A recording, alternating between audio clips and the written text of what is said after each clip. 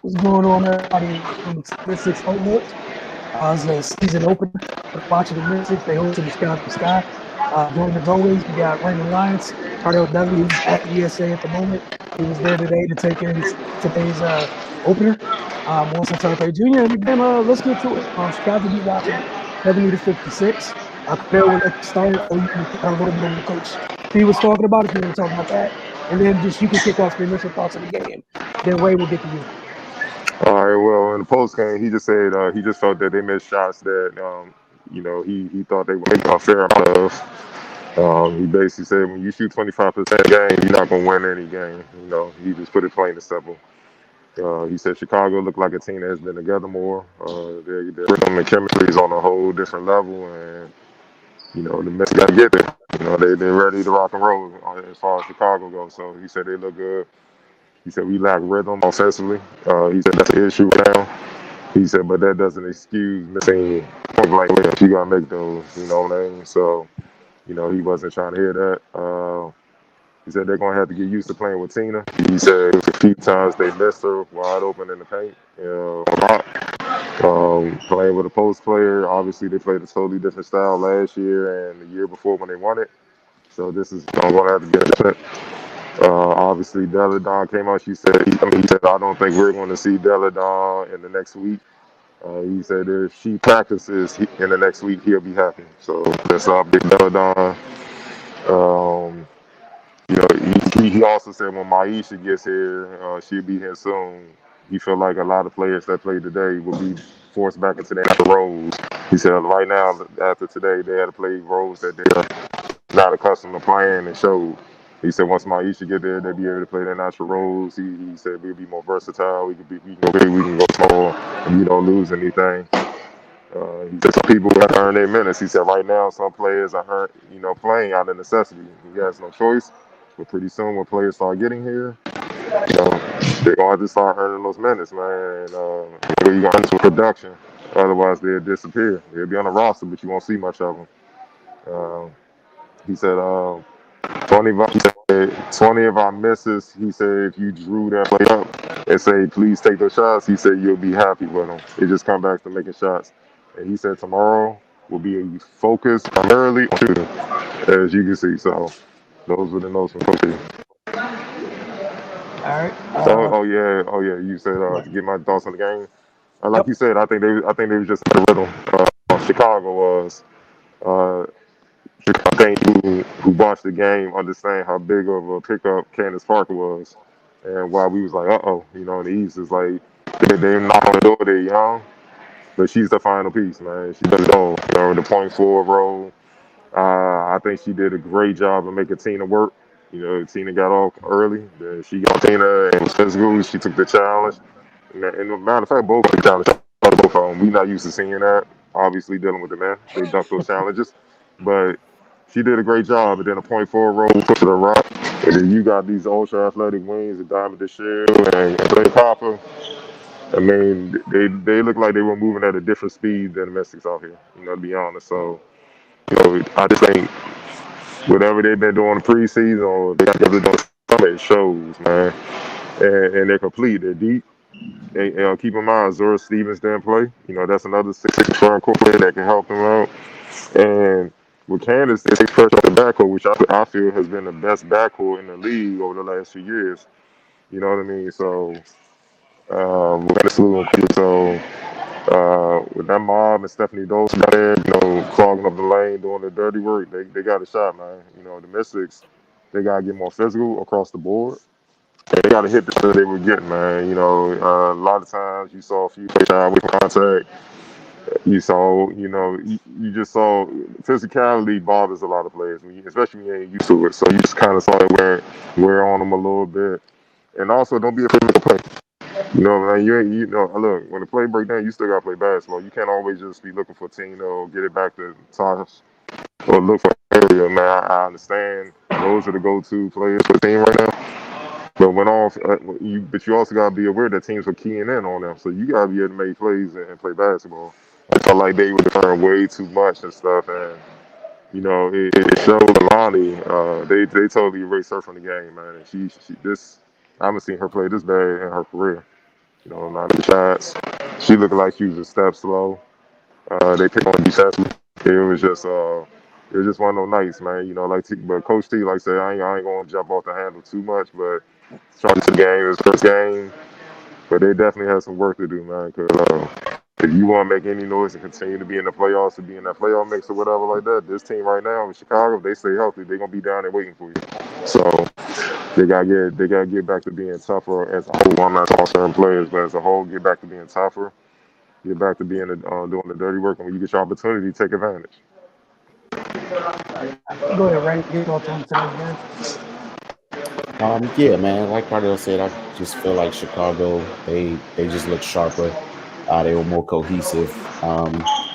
The Mystics look like they're still getting used to each other, which is to be expected. They pretty much have a brand new team, and this is the first real game. So, and everybody's not even here. So, of course, what we saw today isn't what they're going to end up being.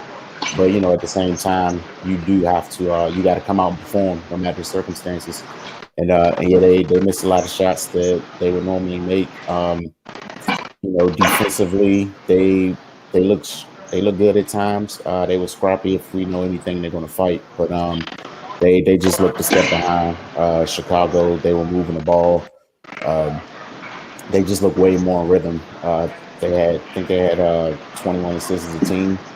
And yeah, they just look like a team that has gotten some work in together, and they're moving as a unit, they're on the string. Yeah, again, the physicality was way different on both sides. Chicago was just aggressive, man. They look juiced up, and yeah, like Cardell pointed out, the Candace Parker edition that unlocks a whole nother level for that team, and as a benefit to her, she's not even going to be responsible for as much as she was in LA because of what's around her. It's a lot of youth and athleticism on the team. They still, have vets, with their backcourt, Vanderstoot and Ali Quigley. I mean, they've seen everything you can possibly experience as far as basketball goes. So yeah, they're going to be held to do it with. They made a statement. Regardless of who was there or not for the Mystics, this was a good win. And they were dominant as I'm sure they expected to be. So yeah, man, it's nothing to get overly worried about as far as the Mystics go. We know how Coach T operates. Even looking back to last season, going into the bubble, with players being out or what have you, he said off the break, this is just going to be purely about development.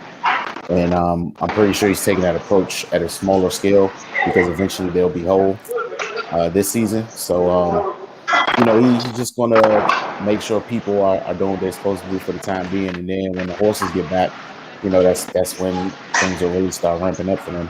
So yeah, man, it was just good to see them playing again. Even though it wasn't, they weren't at full capacity. I'm sure Cardell, the energy was good in the building. But yeah, man, just happy the season started, and oh, it wasn't. Oh man. Look at it, man. Look at it. It's been a long season basketball wise in DC. Yeah, they were there, man. And we realized around here, it is what it is, dog. It was cool at first, but when they was missing shots, it was just that. Yeah, what we got? What we cooking later? It was starting subjects are coming up. Hopefully that thing turn around real soon, man. Yeah. They don't got a lot of time before they got another good team coming in here. They got Phoenix coming in on Tuesday. But like you guys said, I think for the most part, we all kind of knew what the Mystics were going to look like to a degree. Shooting 25%, none of us expected that. That's not it. There's no reason to be shooting 25%. On the broadcast, Tina came in. Now they do those sideline interviews since they started with the Whirlwind Super Virtual. Tina came on pretty much and was like, we're shooting pretty damn jumpers. She ain't say damn, but essentially that's what's going with it. And like you said, Cardell, it was essentially they got to get used to, like you said, they really have to get used to playing with a player like that. because the other two that they had, they're not the same type of post player that Tina is. So Tina the ball on the block is a little bit different than when you hit EDD in the high post or Emma or something like. It's just not the same. And also what hurt right now is what's around you, like you guys said, not being shy. You got to take the shots of the air to still play basketball. Like if they're almost sending 2 to 3 to Tina on post touches, the ball come back out to you. There were too many times people got the ball back and Tina was like, what are you hesitating and looking off for? There's 2 people there. You got the ball back out here. Make basketball. Make a play. Like you guys mentioned, obviously, I can't wait to see. I'm sure they also, Coach T would love when Maisha gets back to be down there with Tina as well. I'm just interested to see what the Wolves kind of evolves, like this iteration of the Mystics, what the Wolves end up being, because it's not going to be the same as the last 2 years. Clearly because of what's around, but even for somebody like Tosh, that Wolves going to look a little different as people come back. That's what's needed with this group. Because again, they haven't had something like Tina here before. And then defensively, they got to pick that up again. We were told that was an area they needed to improve on. They're in multiple presses, so it wasn't too shot. They had a good stretch of defense to start the second half, but you got to sustain that. Again, we'll see what it looks like on Tuesday. Like you guys said with the Sky, I thought their defense was amazing. You got to see their athletes out in space. We already know how dynamic they are in transition. It's just a perfect fit with Candace being there. And yeah, I think that's really all I got. I'm just interested to see how this Mystics group grows as people come back. And, you know, as far as Elena, that happens when it happens, but they still have to get wins before you can't wait around until she pops up. 5, 6 games in, like, hey, save us, we're over whatever, because there's no reason we should be.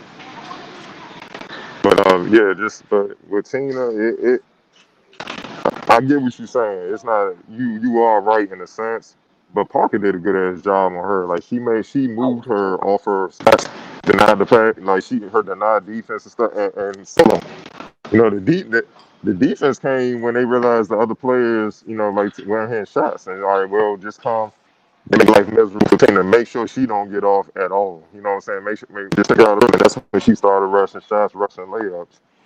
And she just missed bunnies that we know she normally makes and stuff like that. So that's what I'm saying. But it goes back to both our points. The other players got to play basketball. You know, you got to see that you know, yours, they keying in on them. So for them to, you also got to come out too. They don't play double. You got to play basketball and make them pay. So that way, you know what I mean? You could at least have a woman on woman. You know, have Tina against Candace instead of Tina against Candace, but players trying to dig down or Diamonds trying to dig down quickly. Eventually, that just makes things harder. But like I said, with the athletes they had, they recovered well. You know what I mean? So they, you know, look, man, when the Mystics was left in this building, they had athletes that could do that. It wasn't just Atkins and Cloud. They had Aerial Powers. You know, they had you know, Tiana Hawkins could cover ground. You know, you had Melissa Sanders. You had players that can do a lot of things, man. That can cover that ground, and similar to what you see with Chicago. And the thing is, Chicago from the field, they didn't do well from the field as the game went on. But the other difference in the game was 3-point shooting. They shot well from 3, and the misses obviously was 11% from 3. Man, look, that ain't. You got to hit shots to open things up for Tina, so Tina can open things up for you, man. It's just that's basketball. So, you know, they got a long way to go, but it's just the first game. But they better figure out soon because teams are ready to hit the ground running, man. You know what I mean? They got you had a hard one with Parker, but Grinders coming in here. You know, so you know it's just real. So it don't get no better Tuesday, but that's the beauty of the league, man. And I'm happy you brought that up. And yeah, I wasn't saying it to take away from what Kansas did defensively, but like you mentioned, it's to keep the floor spread enough where those two dealing with each other, like you said. So, for instance, I ain't got to worry about nothing else. People get nosy and everything else. Then the other thing is a couple times where when she is open, the ball just not finding her at times. So just be used to that. But again, it's only one game. We'll see where it goes. But They got to get stuff going. And we know when they made that run in 2019, they were a good defensive team, very good defensive team. So it got to get going on that end of the floor. You know, offensively, yeah, it'll get a rhythm eventually, but defensively, they need to tighten that up. That needs to come much sooner than later. Above anything else, at least for me, they got to tighten that up on that end of the floor. Like even tonight, I looked. I think they both had 14 turnovers. It felt like they had way more, but it was just long rebounds and Chicago out and running. It felt like way more. You know what I'm saying? But that's what I'm saying. That's the Parker edition. Last year, they just rebound and waited for Quigley and Vannis to get them the ball. Then the defense is already back. Now, and that's he's a hell of a coach. You know, you get a piece like Parker, play your game you've been doing since high school. That's basically what she doing. When you get the rebound, go. You know what I mean? And now and that's how Copper on them and whatever. They got off. I mean, that's how they got off. It's just they ain't even have to worry about offense too much. We just all running them. And the Mystics got to get back, man. I saw a couple of them pouting, when they missed shots and stuff like that. I'm like, Chicago already at half court, man. They ain't helping nothing. All crying. Y'all got to get back. And so, but it's the first game, man. It is what it is, man. But right now, the rest of the Mystics, they got to be more aggressive. And that goes for the mainstays, Cloud and Atkins, man. I know Cloud's a true point. You got stuff right now, man. It ain't looking good, dog. If they hitting, I understand, but when they wasn't hitting, you gotta get aggressive. Same thing with Atkins and stuff like that. So yeah, those three is one of the three I'm keying on until as far as up in their offensive production as far as scoring the ball because they've been there, done that. They won before. More so than the youngsters still trying to figure their way out in the league. It's their first time really being in this type of grind, they don't know. So, and shout out to Deladon and Alicia Clark. They were here. They all in the place here. It's all off the bench, timeouts, halftime. Trying to school them, man. Trying to get them up to par, man. Tell them what they see. So they're involved, man. It's just chemistry. It's so important, but it's hard to get and it's so rare, man. That's why you see across sports when you see a team that has chemistry and you start letting players go from that, you just shake your head at it because it's like you may never get that again. So you got hold on to that while you can, man. But you see the difference today. So they just gotta get the chemistry right and everything will fall into place. Ray, any additional thoughts before we close this first one out? Nah, it's just it's gonna take some time, man. Cardell just talked about chemistry. Chemistry doesn't happen overnight. And especially when you're trying to get to the level that the Mystics' expectations are. It's going to take a second. So be patient, but also they got to get moving quick because this season only 32 games. By the time we get to Wednesday, that's 2 down already. It's 2 games down. 2 games out the way. So it behooves you to be 1-1 by the end of Tuesday night. We'll check in with you guys to let you guys know what's going on there. But for Raymond, Cardell, myself, if you guys enjoy the Mystics Outlook again, doing this final conclusion of every game this year. So follow us on all these social media mediums. And we'll see you guys soon.